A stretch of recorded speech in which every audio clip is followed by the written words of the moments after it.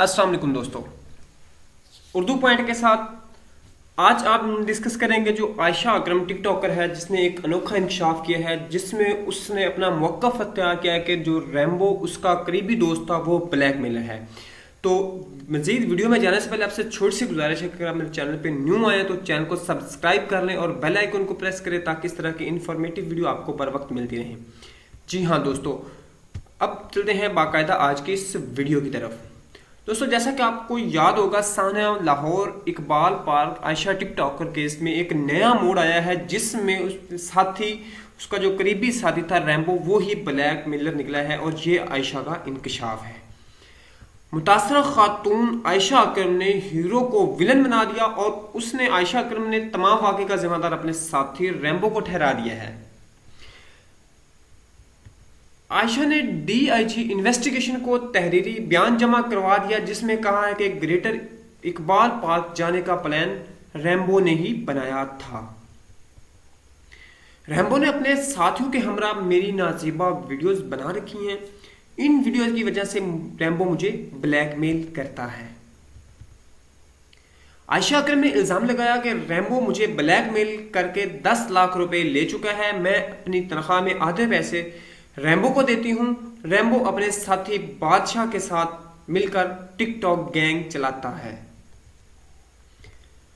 मौक़िफ़ जानने के लिए जब डीआईजी इन्वेस्टिगेशन शाहरुख कमाल से रब्ता किया गया, ताहम उन्होंने फिलहाल इस केस पर बात करने से इनकार कर दिया। टिकटॉकर आयशा केस में आयशा और मुलजिम रैम्बो के मुतज़ाद बयानात ग्रेटर इकबाल पार्क वाक़या दोनों के बयानात ने पुलिस तफ्तीश को कंफ्यूज करके फिर इब्तिदा पर ले आए हैं।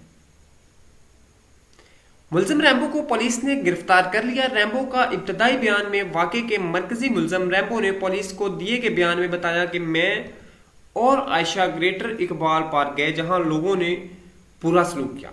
बहुत मुश्किल से मैंने आयशा को घर से पार्क पहुंचाया, मुझे भी नामजद कर दिया गया। मुलजिम रैम्बो ने दौरान तफ्तीश बताया कि आयशा को ग्रेटर पार्क इकबाल पार्क ले जाने का फैसला मेरा नहीं था। आयशा ने खुद के साथ जिसके साथ पार्क जाना था इसके भाई की मौत हो गई थी। वाज़ेह रहे कि इससे कबल इन्वेस्टिगेशन पुलिस ने कार्रवाई करते हुए मरकजी मुलजिम रैम्बो को और उसके करीबी 8 दोस्तों को गिरफ्तार किया था।